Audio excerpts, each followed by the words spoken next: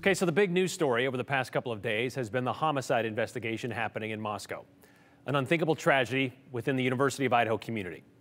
Crime is an element of this industry we don't usually cover here on the 208, but there's an element of this story that has been stoking frustration, both up in the small college town and down in the Treasure Valley, with families who have kids going to the school at the University of Idaho. The biggest component has been a lack of information coming from investigators. And here's what we do know.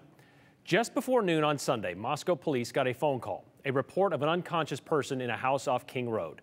When they got there, they found 4 U of I students dead, killed, they believe, with a knife or some sort of edged weapon.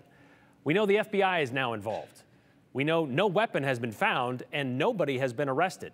Nobody is in custody, yet the city and the police have said there also wasn't any threat to the Moscow community, believing this to be an isolated, targeted attack. It's that last part that has a lot of people confused and questioning how this is possible. There's apparently someone walking around willing and able to use a knife to kill 4 people, but that threat ends inside that house. The university president has told students and staff if they need to go home, they can. Their absence from class would be excused a week before Thanksgiving break. And that may have put a damper on some fears, but it hasn't helped answer many of the questions or with the frustration in trying to find them.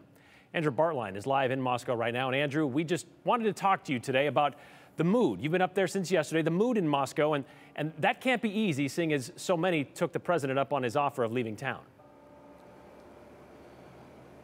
Yeah, and that was the first thing we saw when we pulled in. We were kind of late to the game because a lot of the stations up here covering this are in Spokane.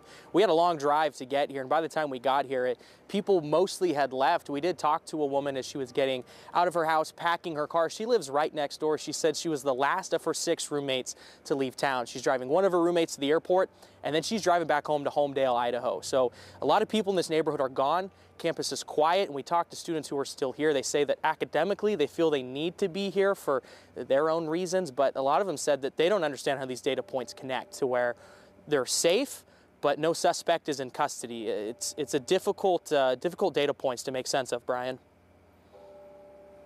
Up there, Moscow police and the city, they're not beholden to the media when it comes to what they can and can't tell us, but there are families up there with students who want to know what's going, whether their kids are safe, for those that kind of stuck behind. So what's been the difficulty in getting information from law enforcement? Well, I mean, we've gone to the police department and tried to talk to them face to face. They say the captain's not there, who's sort of in charge of being the public information officer for this investigation.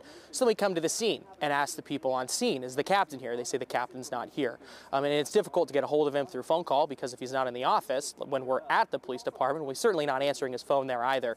There was a moment earlier today where that captain went through and called back a lot of media members and answered some questions, but a lot of the details still weren't sorted out. Really all we got confirmed from that phone call was they are looking for a suspect, and it kind of started and stopped there. There wasn't a whole lot more other than that. I guess we do now know that the unconscious person that they originally responded to is among those 4 that are dead. We did get that confirmed as well, but that's kind of been it outside the press releases. It's been very hard to get information. And I understand they have a job to do. We want to let them do it, but again, we feel like there's some information that we could share with the public to let them know, kind of clarify some of these, as you said, these data points that don't kind of line up. And I know this next question I have for you, Andrew, is a difficult one. Just being in that town, being part of that community, you went to school not very far from there. You've spoken with some of the friends of some of these people, or at least some people who are very connected to this. This has got to be one of the most difficult things for them and for this community. Yeah, you said it. I went to school here. I grew up here. I mean, my whole life has been between Spokane, Sandpoint, Moscow, Pullman. You talk to the people that knew them or went to school with them.